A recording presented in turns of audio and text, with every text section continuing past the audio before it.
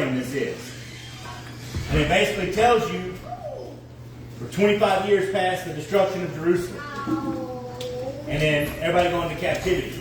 But then the whole rest of it, of this whole entire section, 40 through 43, is about the vision of the temple and its measurements. And it's very extensive. Right? Anybody get a chance to read it this past week? Okay, can all be honest. Yeah. Let's see how it is. Just kidding. Did you read it? Yeah? I read it. This morning. Right? But at this point, right, the first temple, like I said, had been destroyed, and now it's describing the temple. So there's an interesting element, and that's what all these, right, bullets are about, right? This is for our future. Something I thought about. Is this for the future? Right?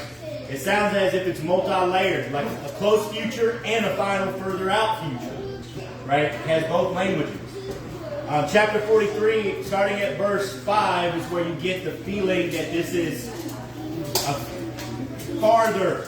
Actually, I'm sorry, I got that backwards. I believe 43, verse 5 is actually where it feels like it's a closer future. No, never mind. I was right. So verse 5 is a farther future, talking about, like, the Spirit took me up and brought me to the inner courtyard, and I saw Jehovah's glory fill the house. I heard someone speaking to me from the house, and a man was standing by me. He said, human being. Right, I told you guys before, that's how the King James translates, Son of Man. This is the place for my throne, the place for the soles of my feet, where I will live among the people of Israel forever. The house, she just wanted her drink. Yeah, he wouldn't give it to her fast. Right? The house of Israel, both they and their kings, will never again defile my holy name by their prostitution, by burying the corpses of their kings on their high places, or by placing their threshold next to my threshold and their door frames next to my door frames, with only a common wall between me and them. Yes, they defiled my holy name by disgusting practices they committed, which is why I destroyed them in my anger. So now they should put their prostitution at a distance, and the corpses of their kings far away from me, then I will live among them forever. Right? And he basically tells them, go describe the house to the rest of Israel. And then when he says house, we're talking 40, 41, and 42, are literally the plumb line, taking the measurement and saying it's this long, it's that long, this piece, this part, the inner court, these rooms. Like, it's just detailed, like, measurements. It's really much all it is. Go ahead. I actually measure well the blueprints and where is. That's what actually verse 10 tells him to do. God tells him, draw out the blueprints and take it to the Israelites and make them upset about the fact that they don't have it. Right? It's basically what it's the gist of 10 through 12. Yeah, it's funny. How do you say that? Do we know what is the common understanding? Is it a close future or a far out future, or is it both? So I did not have the chance for this particular portion to see what some other people might have to say. I'm really just going off the plain reading. And my thing is this: if you take 5, through up until you get to more measurements, and then when you get to verse 18, it all kind of ends in 43, right? Verse 18, what they are to do when they come back to build the second temple. So literally, verse 18 is instructions to Ezekiel saying, when this time comes, do these things, right? So I don't feel like he's telling Ezekiel, and he says the people, he's not talking about verse 5 paragraph, right? I feel verse 5 paragraph is prophecy for the future. Right? Because what does it say? They're not going to prostitute anymore. They're not going to do any of these things anymore. Right? It's going to be forever. Well, we know the second temple was not forever. It's referring to the millennial. Right, exactly. That's how I read this plainly. It was like, okay, that piece is talking about when God sets his throne on the earth forever. Right? And we can talk about new earth and heaven and all those kind of things, deeper levels later. But he says it multiple times, my throne forever in Jerusalem. In this temple, right? It's going to happen. But then the end there is more so talking, feels more like a, hey, this is coming about. And I realize, though, 25 years, there's still 50 years of exile to go. Right? So maybe it's all future. Maybe it's all him just saying. And then Ezekiel, once that this building is built, and I look, I'm serious. Like, look, we're going small print, right? You see that? And then 43 in itself has more measurements and more instructions. Like, most of all of that is, here's this future place that is to be built for Jehovah. Right? Jehovah says, this is my throne forever. Right? This is where my feet will rest. So I may have just been reading a little bit too much into 18, but 18 sounds like, hey, he's telling the people, once you get this built, and I'm not even trying to say the second temple didn't look like this. Maybe the second temple was exactly, this is what they used when they built it. Yeah, go ahead, Bill. I just got a question if you ever studied. Yeah. In Revelations 21, verse 22, I saw no temples in it. The Lord God Almighty and the Lamb are its temple. It has in the new heavens and the new earth. So, where does this, you say this is now, this future, where does this fit in exactly? Because the temple has been done away with. You're right, that's what I meant. And also, when he talked to Moses about the tabernacle, and the temple would have followed the same system. Yeah. So you will build these things according to the pattern that he was shown. So he saw all these things that we have in the human form exist in the spiritual form that Moses was able to see. Taking, just like you see all these visions. Yeah. Taking to see. This is a vision. What's the timing? what was the Revelation piece again? Revelation 21, verse 22.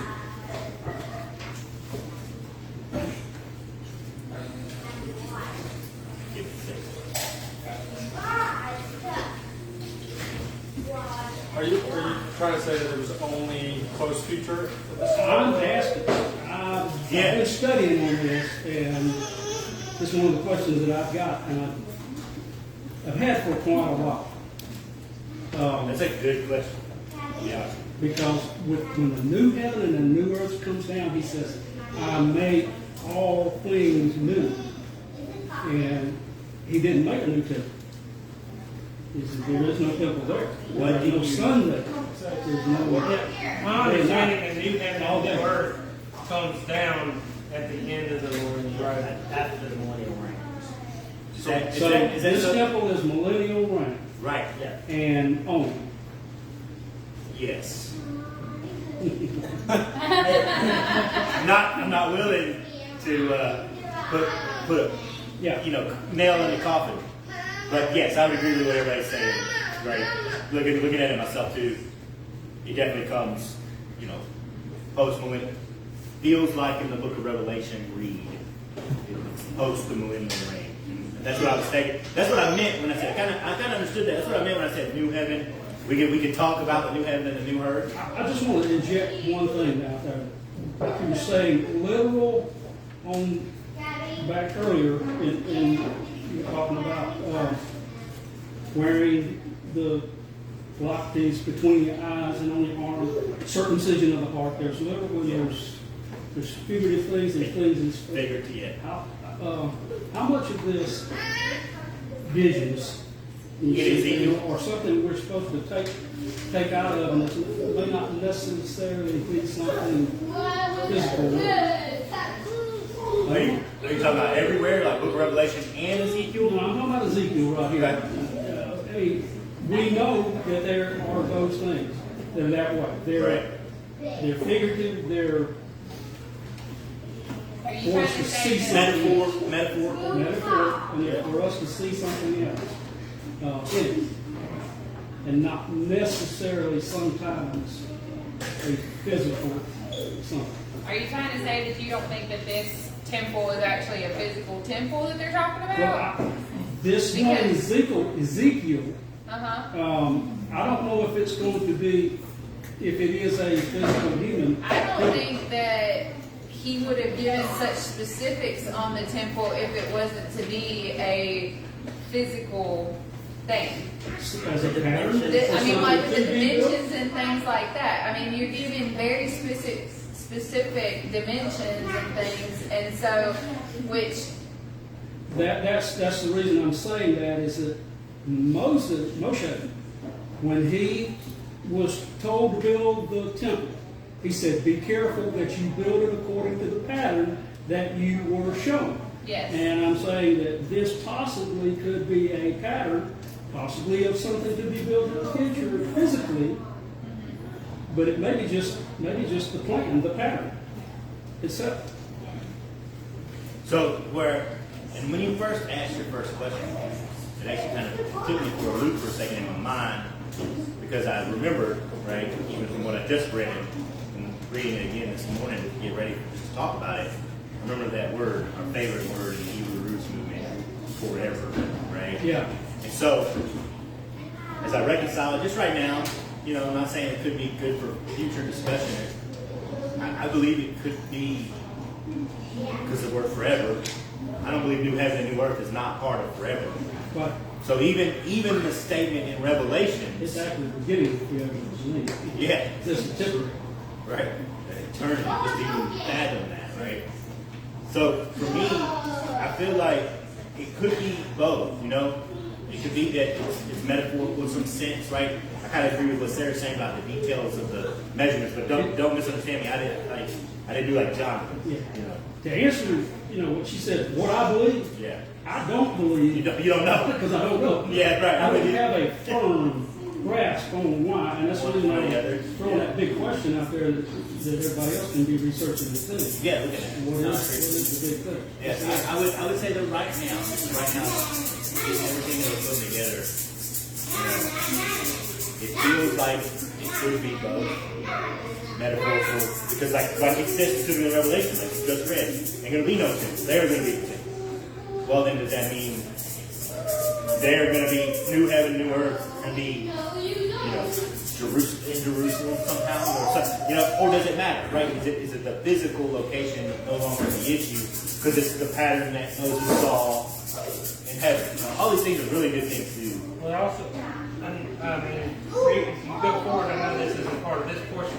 In chapter 47, it talks about water comes flowing from the temple, and so it describes the temple, and then talks about a bunch of stuff. And then it talks about water flowing from the temple and water in the land. And it says, making all the land, everywhere the water goes, it makes fresh water, makes fish, it makes plants grow, and stuff like that. And it says, that towards the end before the next section, it said, and on the banks on both sides of the river, there will grow all kinds of trees for food. Their leaves will not wither, and their fruit fail, nor their fruit fails, but they will bear fresh fruit every month, because the water for them flows from the sanctuary. Their fruit will be for food, and their leaves for healing. So that kind of terminology to me sounds very physical and not just something. It sounds like something that's going to be. You know what I mean? Because it doesn't seem like it would be just a good metaphor. Yeah, it's my opinion. Hey, I kind of agree with Justin on that. That's both metaphorical and physical, I believe. Like during the millennial reign, I believe that will be a physical thing, but also I believe it's a metaphorical thing. If you stay close to that river of life that flows forth, then you will have new fruit, and it will be evident in your life. You will be like a tree planted by the waters. So I believe it's metaphorical and physical. But I like, and not only that, but I like. I can't wait to get to 47. Because that's good though. Like, I haven't read that in forever. Like, I don't even remember the last time hearing about that concept of the water flowing from the temple and doing all those cool things to the land. And then even saying fish, fruit. See, we talked about this before recently with this fellowship, and that is like the understanding of we've got a lot of passages that kind of help us with the idea of what the millennial reign is going to be like, and And then when you start getting into the new heaven and the new earth, there's very little discussion about that. But it sounds beyond our. What did I say that one week where I started singing? I right? I feel like I'm repeating myself, but like I think some of those corny cliche things are really true. Like I think I can only imagine. We'll be able to look back and say, oh, that's Yeah. Talk about some hindsight 2020. For real. Like the apostles and they read it or they said it multiple times. We're actually going to talk about that next. That's exactly which we're in that point where they're discovering Yeshua being raised from the dead. But don't get me wrong. I think it's good. I think it's real good. I've heard too many times in the past in Christian churchianity, right? Not trying to offend anyone. It's just true that church gets silly. People get silly in the sense that they want to avoid these questions, right? They want to avoid thinking about these things. And I think that's like, don't get me wrong, I'm not trying to say that you should spend all your time on this, but if you're wrestling it, I wrestle with a lot of things, and you're looking at it, I don't think it's harmful whatsoever. You probably, get to a place and a point of, and you know what? To our next point, which we're about to talk about, go there. Right? That's what probably was the problem with the apostles, right? The disciples, all of them, right, in the big group of people that followed Yeshua, even when he was raised, even when all these miraculous things were happening, the story was starting to filter out. The story was starting to filter out, they still didn't believe, like they still needed more evidence and proof. Confirmation, so to speak. Even though they heard it throughout his whole entire ministry, I'm going to come back from the dead. They were like, he's not really risen, is he? Yeah. So, Also on that temple thing, the second temple, was, even after Herod modifications on it, did not include the Ark of the Covenant, and it was not as spectacular as the first. And they're talking now about a third temple.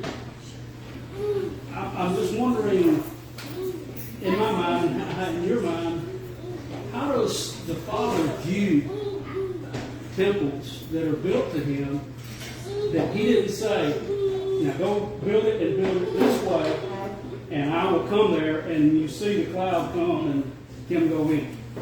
So this one here is after the first one was destroyed. If it's anything to do with the physical at all, what I've just got to say about his viewing of these temples by the end results, being destroyed, 78 completely wiped out, no sign of it left whatsoever, completely gone. And I'm with you. I'm with you on a real key important point of that statement that you're making. I'm with you on the big issue is I personally believe, not just because I know me and you with Ron Wyatt and we agree and Michael Rood stuff, right? Like I personally believe it's a historical thing, right? That the Ark of the Covenant was not in the Holy of Holies during Yeshua's day. That's a fact. Yeah. Jeremiah hid it away and it hadn't been found. Right, and we got that in different texts. Not, it's a true thing. The Maccabees talk about it, right? So I struggle, Bill, with when it comes to this and the multiple concepts of the temple. You just kind of really. I have actually been, because I've been listening to a lot of eschatology type teachings lately from one particular ministry that I've been following for a little while now. And I really like, we were talking about earlier at the table, Joel Richardson. I really like the way that they have pieced things together. I don't agree with everything. I think they're off a little bit. But the practicalness about it, right? Their ability to be like, I don't know, right? I'm not sure. But I like that part. But one of the things that I personally have asked myself this question, and it's kind of going to what you're saying, is how does Jehovah feel about the temple? And we're actually about to address that in this commentary real quick. For Event 235, for all those that have a chronological gospel, but it's just Matthew chapter 28, verses 11 through 15. Now, the commentary I'm going to read, you have to have chronological gospels to be able to see it. But you can see what Matthew 28, 11 through 15 is about just by going to Matthew 28. So, one of the key things in this commentary, it's a little difficult, and I wasn't going to, and I'm not going to go in great detail about it, but it does address an interesting thing, even something that's controversial, the calendar issue, right? Psalm 119 Ministries, I always do that. 119 Ministries, their calendar, right? They say the proof is in the pudding for where they kind of map where Yeshua, the conjunction, like all these things, why this stuff happened. They actually quote the same thing Michael does. They both have different calendars about a particular Talmud passage that has a lot to do with what we're talking about. Have you ever heard about every year something really strange was happening in Yom Kippur? There were some miraculous things that happened every year before this point. Then after this point, those things stopped happening, and the doors of the temple would fling open on a certain day on their own, almost as like the idea and the concept could be God, Yehovah, is saying, nah, I ain't here no more, right? Like this ain't my thing, right? I didn't do this, right? Or the presence, like we talked about, the veil being rent, the Holy Spirit dwelling with us. Everything that Shavuot in Acts is about, right? All of that can have some significance to what about a third temple, right? But it's hard to also reconcile. I do believe there are some practical things that needed to happen, that need to be in place for Yeshua to be here, like an altar, right? And for everything to play out for the Revelation style, again, an altar and a temple, right? A way, and I say that intentionally, I'm more concerned about an altar, but a way for the abomination of desolation to play out, right? In this passage, though, where we're at, it's a very interesting passage in Matthew. I've always thought this, and that is where the Roman guards go and report, right? Hey, you priest, you high priest, Yeshua's risen from the dead, right? He's not there.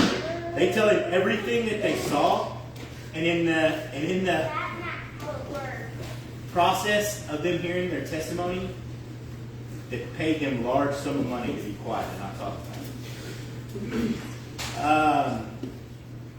it. They said, tell him that his disciples came by night and stole him away while we slept. And they were promised that if the situation becomes known to their commanding officer, we will persuade him, as we did you, and you will be safe. So that's like, we'll give him a large sum of money to make sure you guys are dealt with. There's a lot to this one little event statement. And I mean history-wise. Like I'm sure some of you have probably heard some commentary before about what it meant for Romans, because there's other places too, like when we get into the book of Acts and we have Peter escaping from prison, right? We have Barnabas and Paul, and prison crashes down, and the guy's like, kill me, right? Because I might as well be good as dead since you've escaped, right? And they just stay there instead of leaving type deal. And his whole household gets saved. Sorry, love it. Can't stop telling the coolness of the story, right? Here in this place, you've got their offer of bride.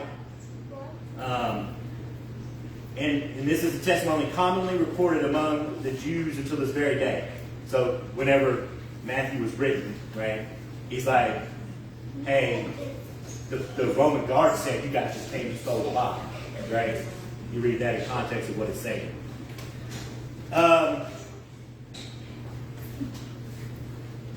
if a Roman guard was to have done that, though, right, the chances of him being killed, right, were great and high. Okay? So the potential that the story was told and they said it, took the money, took the risk of potentially being killed, or maybe they were killed, and then the story just kept going. Right? You didn't have their eyewitness testimony anymore. Maybe that's why Matthew says until this day, that's the story that the Jews continue to repeat. Right? Possibly.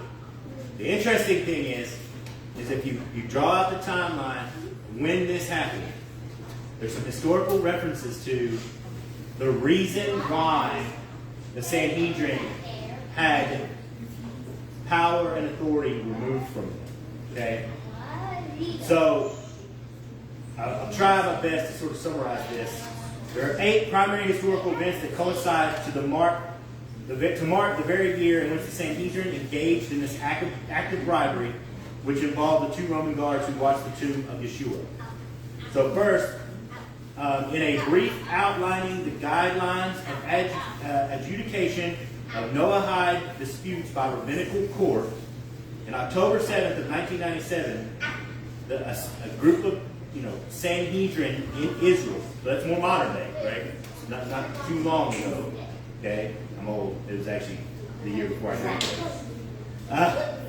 So the Sanhedrin Quintana, is what it's called in Israel, said that in the year 28 CE, or 3788, right, the power to render a death sentence administered by the hand of man was withdrawn due to the corruption of evidence by paid false witnesses.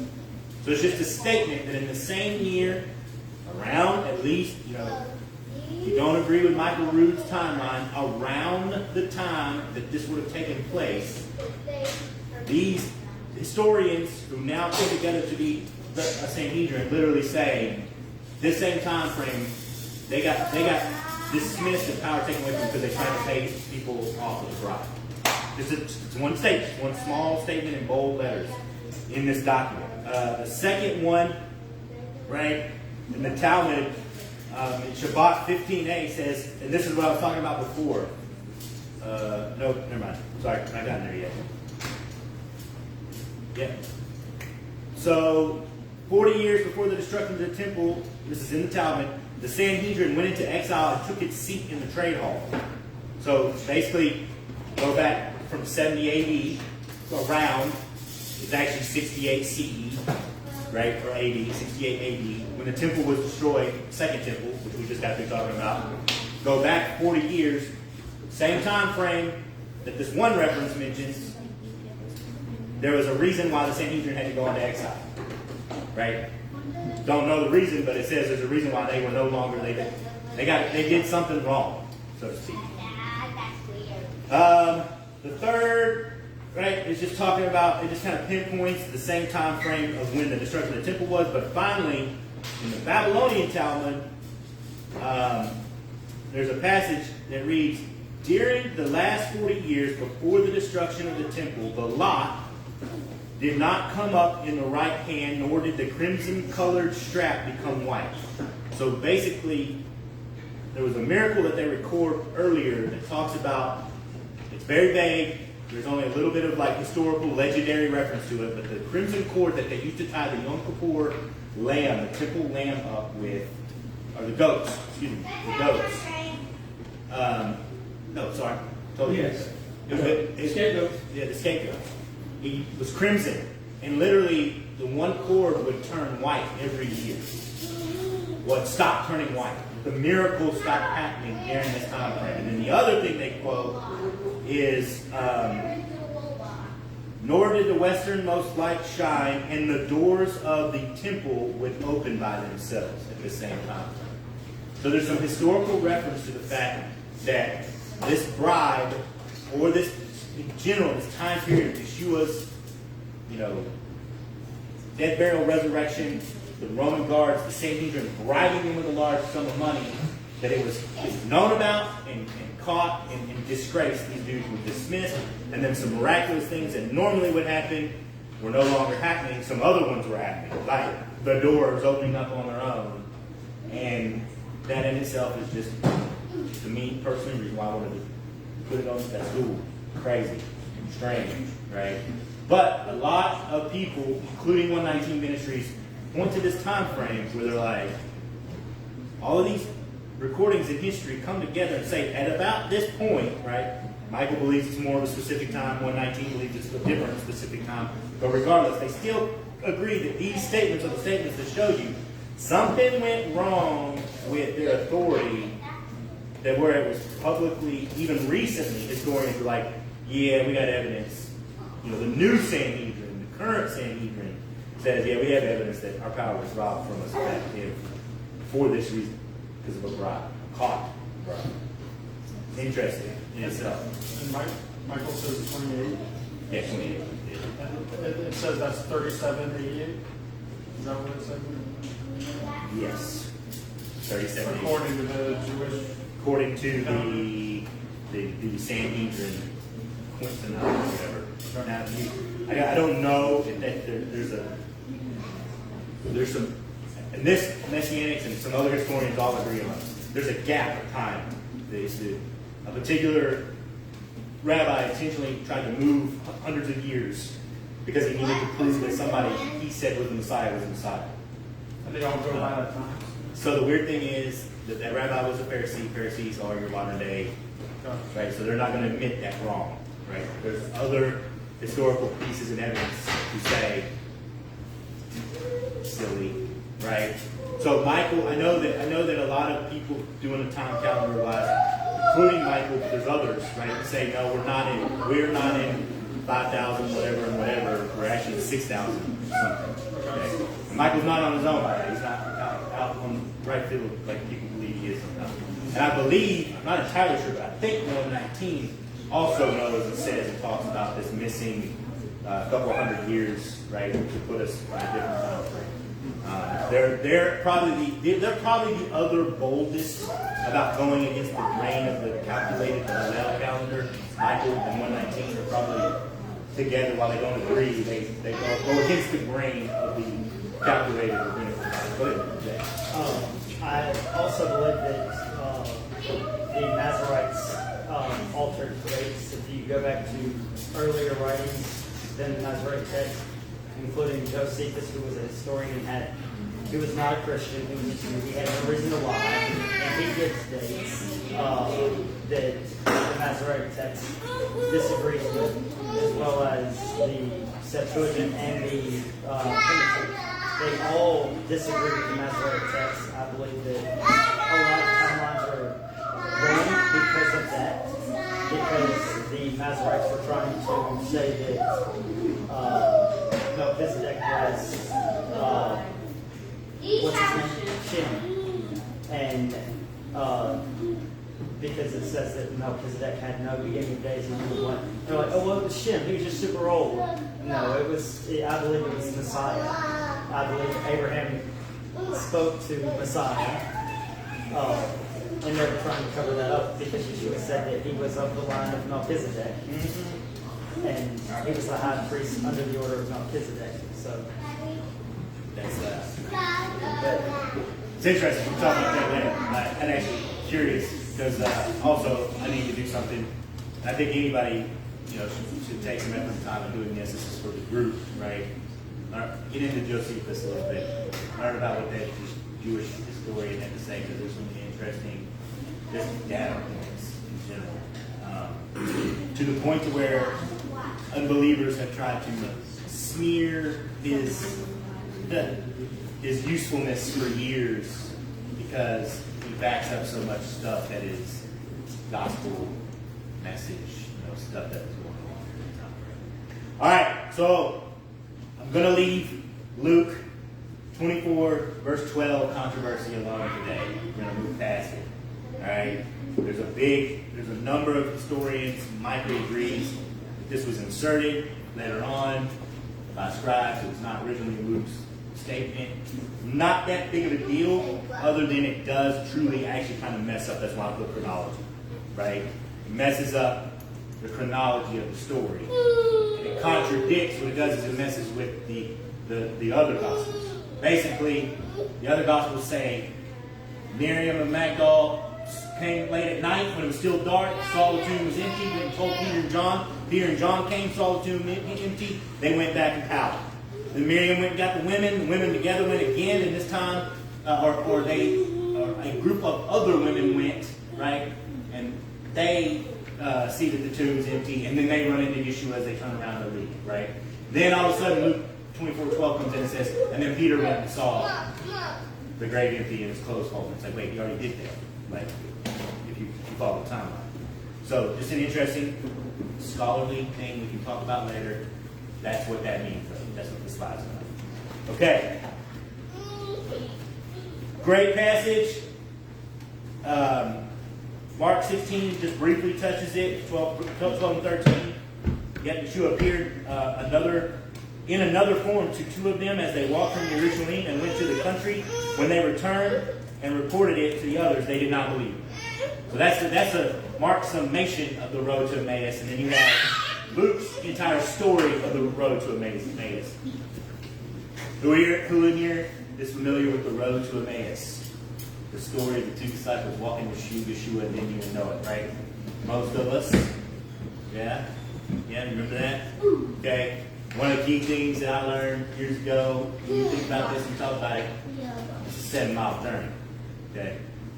And if you read the story, they get to Emmaus with Yeshua and then turn back around and go back to Jerusalem. So they were doing themselves a little bit of a half marathon that day, all because of this story. So they went there and went back type deal. One of the things that this somebody teaching this the events that take place with these men not seeing that it was Yeshua. Scripture says that he withheld himself, right, that they couldn't see. And then when he breaks the bread, they're like, "Oh, it's you." Their eyes are open, right? And I just kind of asked this question, right? What is the importance of revelation? You know, God showing you. This is what he meant. This is what he was doing. I'll tell you, we continue on in this story, like what Mark sums up in his 2 verses of the story. These 2 men, Yeshua showed them in a different form. They came and told them, right? They didn't believe.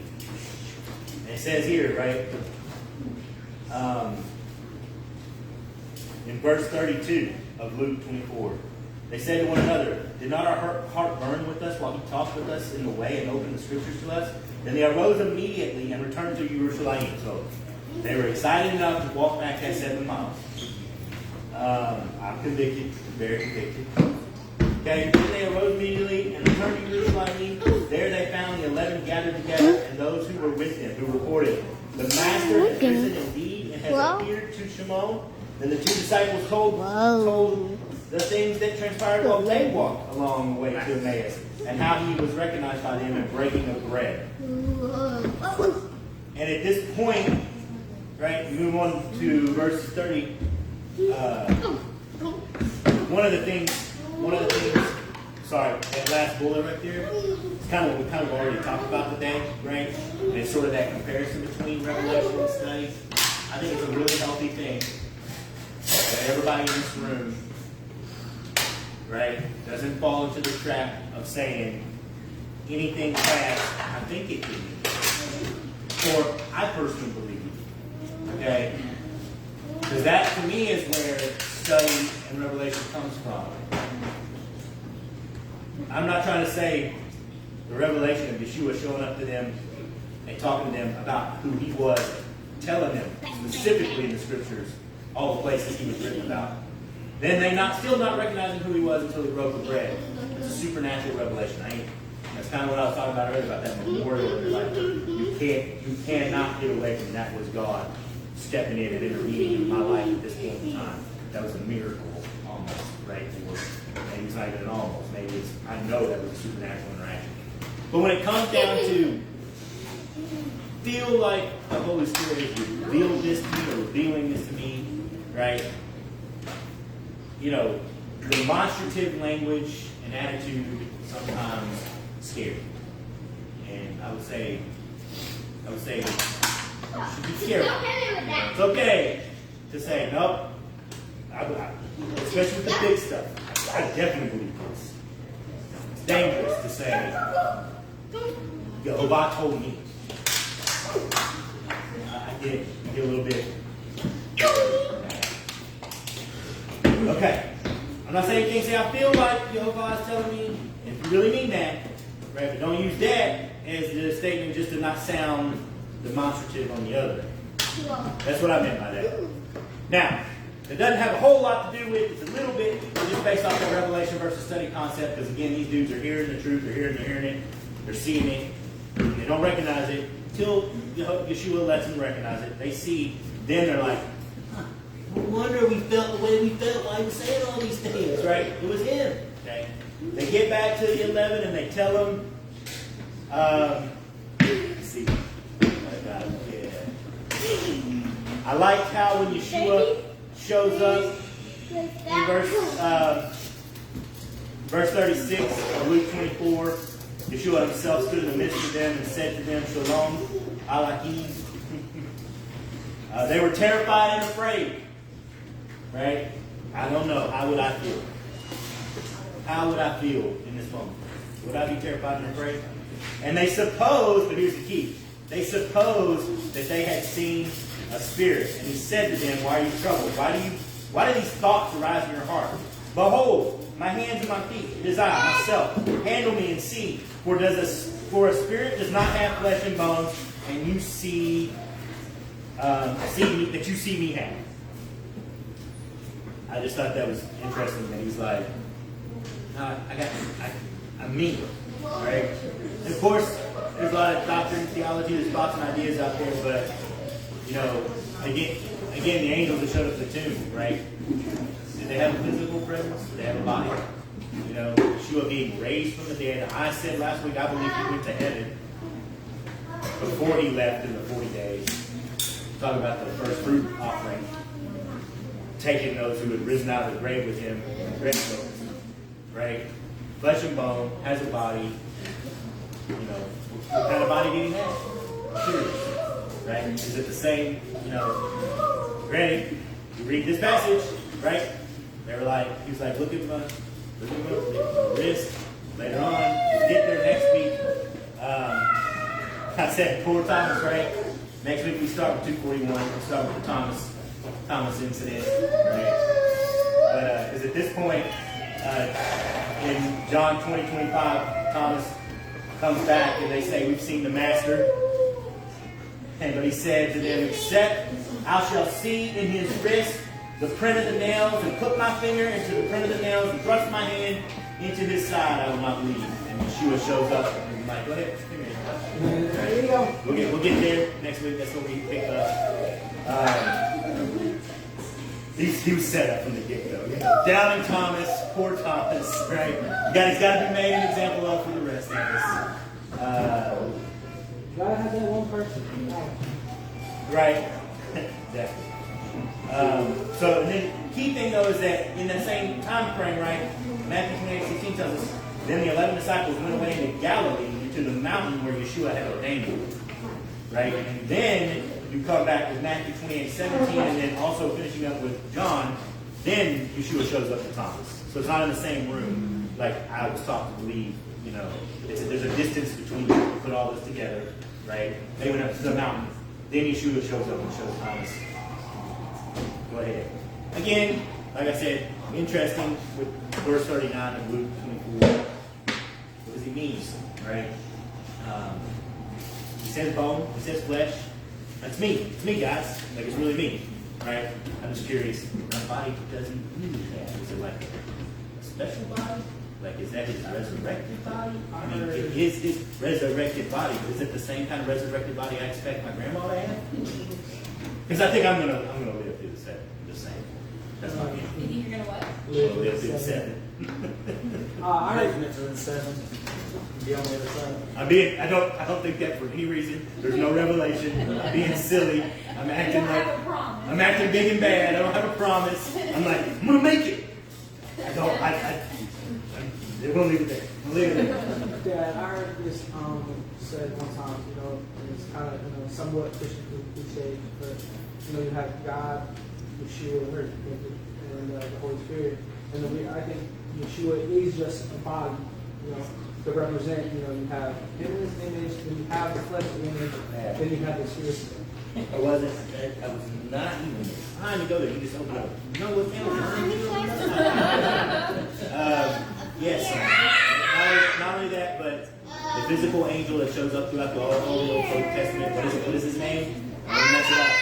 It's not It's not Megatron. It's similar to that. Metatron. I'm sorry. I'm trying not to mess up. But the angel of Jehovah, right? That he literally shows up and he is the Messiah, physical presence, the body. And listen, I don't know. Well, see, Matt, look what you did. All right. So, anyways, we'll talk about it later. Okay. The physical body presence, right? Flesh and bone, not a spirit, not a floating, in the air, cloud of mist, those type things.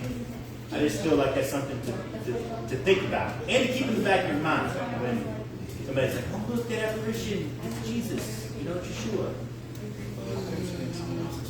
No, it's right. In this passage, in Luke and John both, it says he actually eats fish, right? He probably needs it to happen before after his fight with the devil in the desert. Man, stop talking. Why? Stop saying anything. You keep on subjects open for another 45 minutes. Go ahead. Sorry, somebody else did have something to say. I'm not trying to rush. Somebody back there said something. I need clarification afterwards. I think I was confused. Okay. No, it's fine. Yeah. Like I said, we definitely talked. I don't have any solid standpoint though on that whole embodiment of Yeshua. I was like, I just didn't know if you were saying his name, it was Metatron, or it wasn't. Okay. It is Metatron, right? Isn't that what His name, the name is Metatron, if that's him. No, it's a description. I'm sorry, that's a good point. I should clarify. Whenever the Jews talk about this angel of the Lord, there's specific places in the Old Testament where they say that is, and that this term, basic English translation is like Metatron, right? That's why I say it sounds like Megatron or something to do with the, right? And that they themselves say that is a very particular, specific embodiment of God Himself. The reason that I was like, the reason that I was like that is because there's a spirit that's attached to the occult to being a spirit guide named Metatron that they say leads this automatic writing and is a spirit guide for DNA or right, which they say it's that's cool. I got you. It's not cool. Sorry. Not cool, but that doesn't surprise me at all. That Hebrew sages and stuff would have said this, and it got carried over to Kabbalah, got carried over to New Age. You know what I'm saying? None of that stuff. You got to ask yourself where did it originally come from. It's hard to figure out. But every description I ever see of the Jewish people talking about it, they're talking Torah or prophets. They're not talking he's this, that, or the other. They're just that's that thing, right? That shows up specifically in the passages of Scripture. The quote-unquote embodiment of God. Yeah. Yeah, I didn't mean theos. So when God appears on earth as a person.